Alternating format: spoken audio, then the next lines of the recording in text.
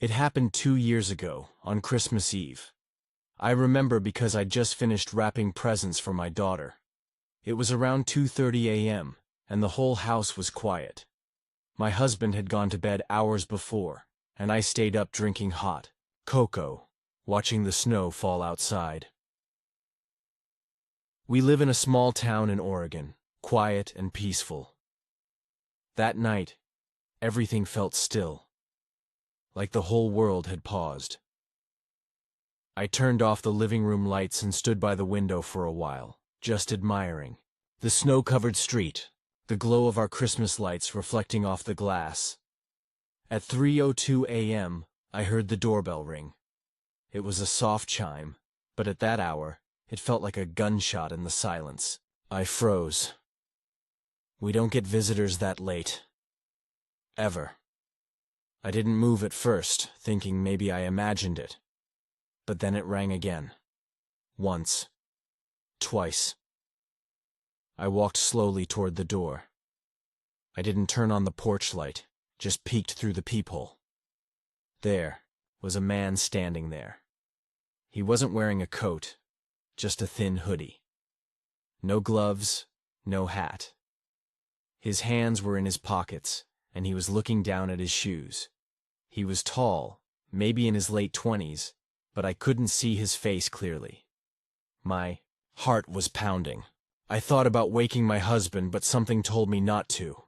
Instead, I quietly backed away, hoping he'd go away. He didn't. Instead, he rang the bell again. Then he knocked. 3 short knocks, like he was trying to be polite. That's when I heard him say something. "Hello?" he said softly. "Please. It's freezing. Can I come in for just a moment?" I didn't answer. He kept talking through the door. "My car broke down up the road. I've been walking for an hour. I just need to use a phone. Please." Something about his tone felt wrong. Too calm. Too rehearsed. We live on a cul-de-sac. There are no main roads nearby. If his car broke down, it wouldn't have been up the road. There's nothing up there except woods. Still, part of me felt guilty. It was Christmas. What if he really was in trouble? I went back to the peephole. He was staring right at it. I jumped back like I'd been burned. He hadn't been looking before. How did he know I was there? Then I heard it. Not from the front door, but from the back of the house. The sound of our back gate creaking open. My stomach dropped. I tiptoed down the hall toward the back kitchen door and peeked out. Someone else was there. A second man, wearing all black, trying to open the sliding glass door. Slowly. Quietly. Like he thought we wouldn't notice. I didn't know what to do. My phone was on the kitchen table, but I was frozen in place. Then I heard our front door handle jiggle. I snapped out of it. I grabbed the phone and ran to the bedroom, whispering to my husband to wake up. I called 911, barely able to keep my voice steady. The dispatcher told us to stay inside, lock all the doors, and wait. We stayed in the bedroom, listening. It felt like forever. The cops arrived within 10 minutes. Both men were gone. They'd left footprints in the snow. One set leading up to the front door, another circling around back. But the prints didn't go back down the street. They led into the woods behind our house. The police searched for an hour but didn't find anyone. The officers said it wasn't the first time something like this happened in the area. Around the holidays, people leave their guard down. They think no one would do something bad on Christmas. We changed the locks the next day, installed security cameras, put up motion lights. My husband bought a bat to keep by the bed. It's been 2 years, and I still can't sleep soundly on Christmas Eve. Sometimes, when it's quiet, I swear I hear soft knocks at the door. And once, last winter, I checked the camera feed after hearing a noise at night. There was a man standing at the edge of our yard, just barely in view, not moving, just watching. The snow covered his footprints by morning.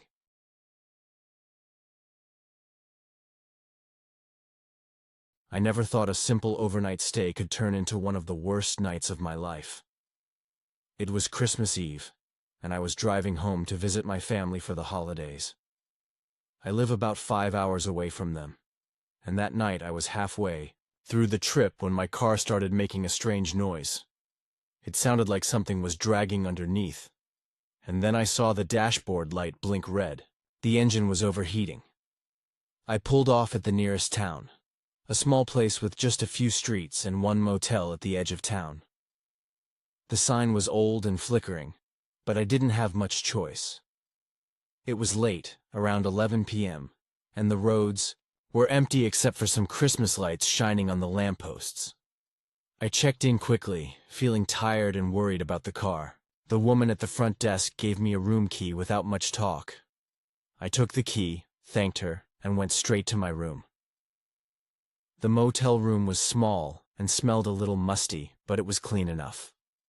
The TV was old, with a few channels, mostly static. I put on the heat and sat down on the bed, thinking about calling a mechanic in the morning.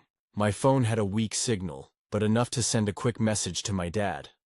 I was just about to lie down when I heard a knock on the door. It was soft but clear. I frowned. Who could it be at this hour? I peeked through the peephole and saw a man standing outside. He looked rough. He was wearing a worn jacket, a beanie, and his face was shadowed. I couldn't see his eyes clearly, but he looked tired and maybe a little desperate. "Can I help you?" I said through the door. He pushed his face closer to the peephole and said, "I'm sorry to bother you. My car broke down a few miles back. I'm freezing, and I just need to warm up for a bit. Please?" I hesitated. It was cold outside, and I felt bad. But something in his voice made me uneasy. It was too calm, too rehearsed, like he had said these words many times before. "I'm sorry," I said. "I'm just here for one night. I can't let anyone in." He sighed. "I understand. Please, just for a few minutes. I won't cause any trouble."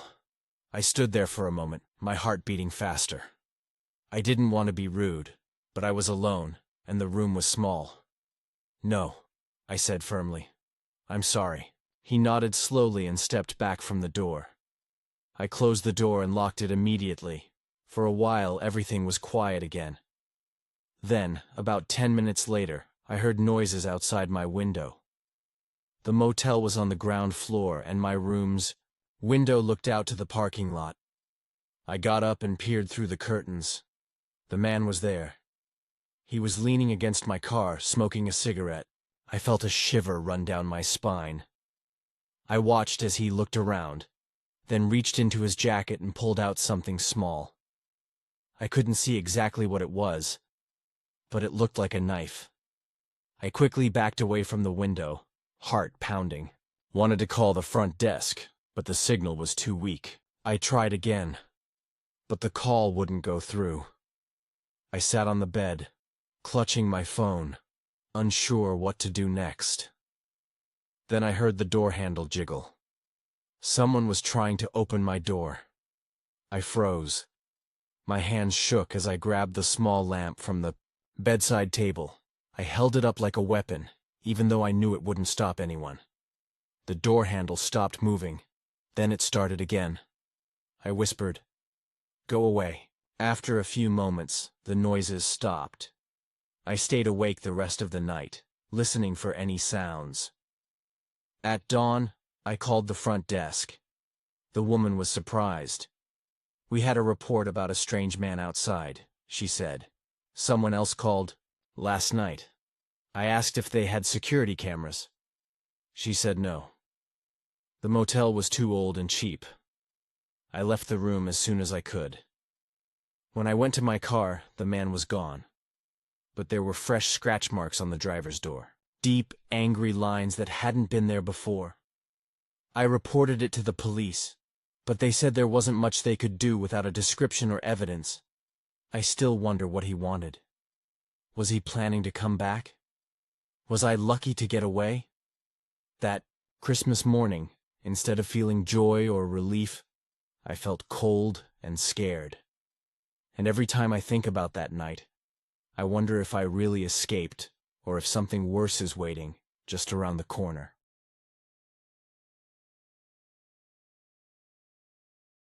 I never thought that a short drive home on Christmas Eve would turn into a nightmare I can't forget.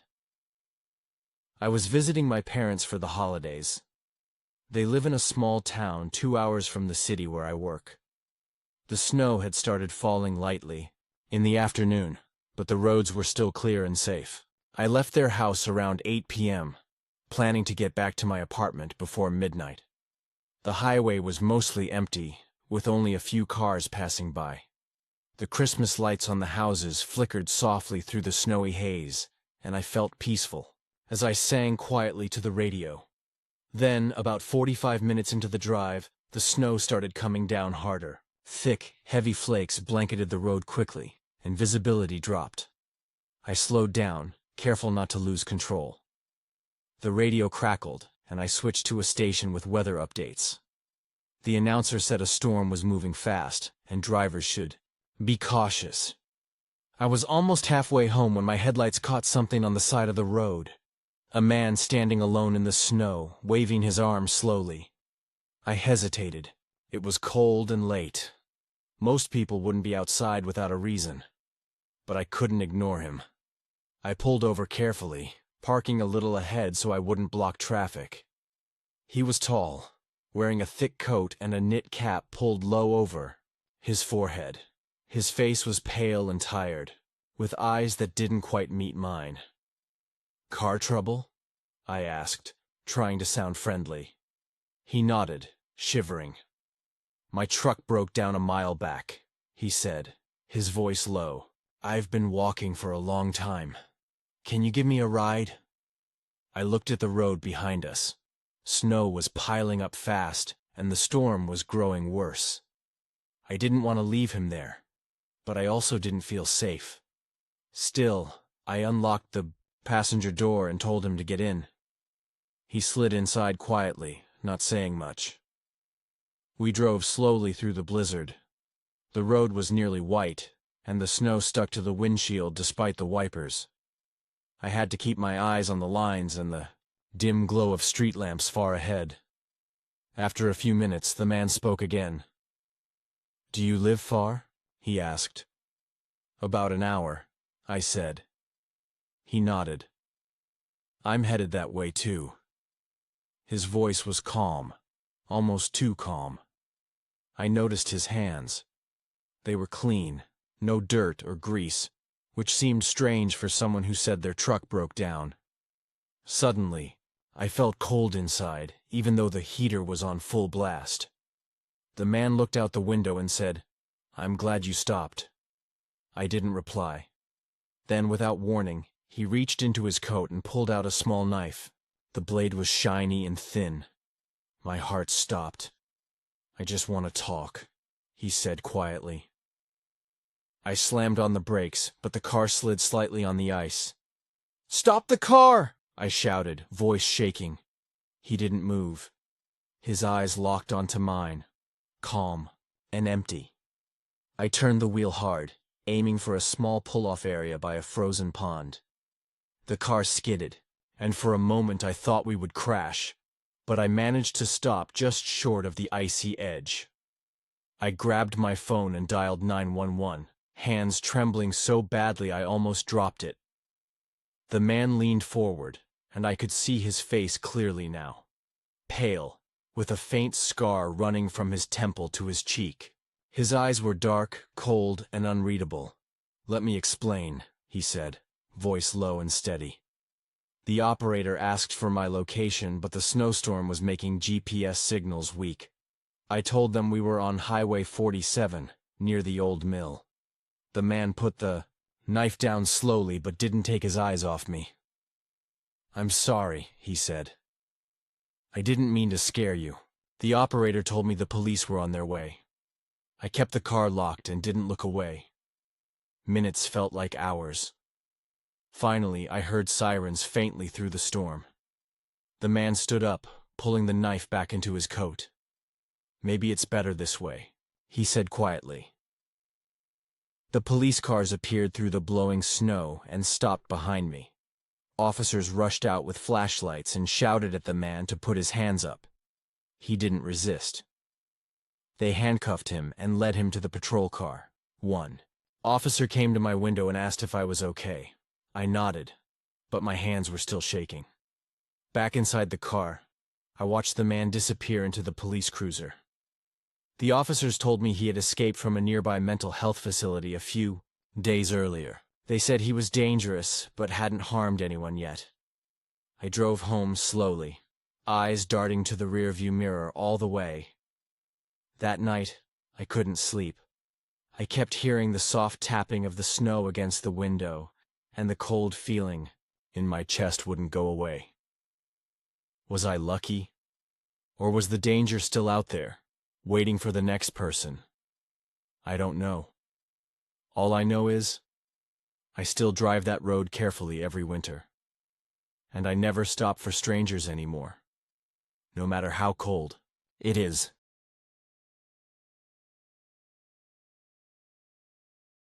I want to tell you about the Christmas party I'll never forget, and never want to remember. It was last year, just a few days before Christmas. I was invited to a small gathering at my coworker Amy's apartment. It wasn't a big event, maybe 8 or 10 people, all from our office. Everyone was relaxed, laughing, and drinking hot cider. Amy's apartment was on the 3rd floor of an old building downtown. It had a nice view of the city lights covered in snow. Inside, the room smelled like cinnamon and pine. The Christmas tree was decorated with red and gold ornaments and soft white lights. We were chatting and playing games when someone knocked on the door. Amy went to answer it, smiling. She came back with a man I didn't recognize. He was tall and thin, with dark hair and a clean-shaven face. He wore a black coat and looked a little nervous. "This is David," Amy said. "He's a friend from my gym.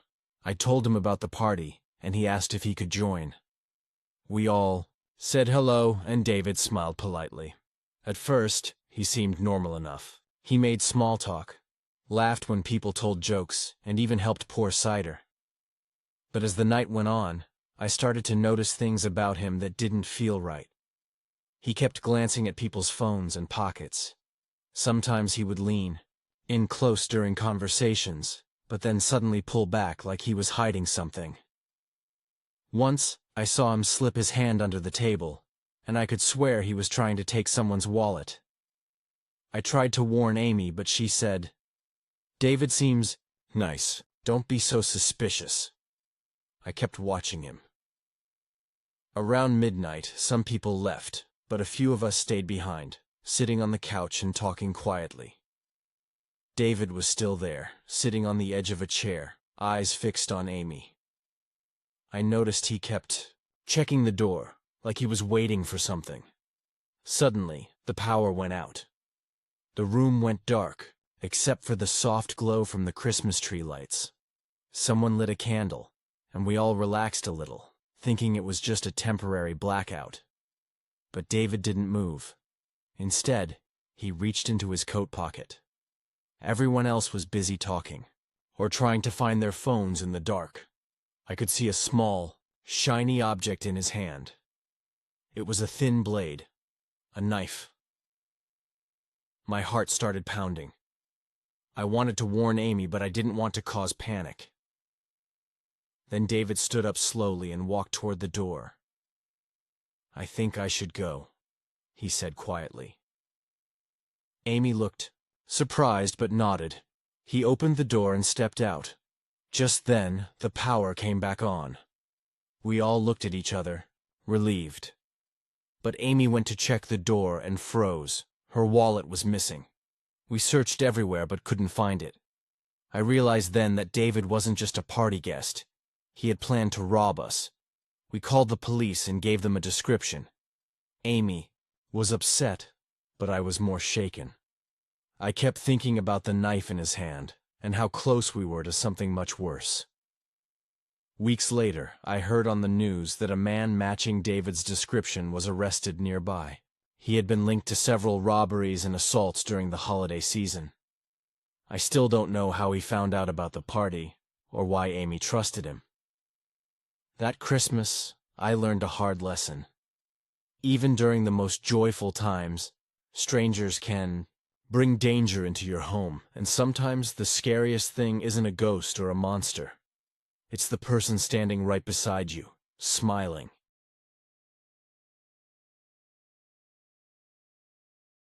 I worked at a small gas station on the edge of town. It wasn't much, just a few pumps and a tiny store with snacks and coffee. The kind of place people stop at when they're in a hurry or traveling late. It was Christmas Eve. Most of the day was quiet. A few regular customers came in to fill their tanks or buy last-minute gifts. I was hoping to finish my shift early and get home to my family. By 11 p.m., I was tired but ready to close soon. Around that time, a man pulled up in a beat-up old truck. He looked worn out, with a thick coat and a gray beard dusted with snow. He came inside the store, dripping wet from the cold. His boots left wet footprints on the floor. "Long night," I said, trying to be polite. He nodded without much expression. "Just need some gas," he said gruffly. I filled his tank while he stood by the door, looking out into the dark parking lot. I felt a little uneasy but shrugged it off. After all, people can be quiet and tired, especially on a cold night like this. When I finished, he paid with cash. Exact change, no small talk. Just as he was about to leave, he asked, "Can I use your bathroom?" It was normal enough, so I pointed down the hall. He thanked me quietly and went inside. The bathroom was small and old with a single flickering light. I waited, watching the door from the counter, but he didn't come out. Minutes passed. Then I heard a strange noise, soft tapping on the tile floor, like someone moving carefully. I started to feel uneasy. I called out, "Are you okay in there?" No answer. I walked to the bathroom door and knocked again. Still no answer. I decided to check. I opened the door slowly. The bathroom was empty. No sign of the man. I looked around. Nothing. I stepped outside. The truck was gone. My heart raced. Where did he go? I checked the parking lot, shining my flashlight into the snowy night. No footprints, no truck tracks, nothing. It was as if he vanished into thin air. Then I saw it. On the floor near the door was a small piece of paper. I picked it up. Was a note written in messy letters. "I'm still here, watching. Merry Christmas." I felt a chill run down my spine. I locked the store doors and called the police. They came quickly and searched the area, but found no trace of anyone.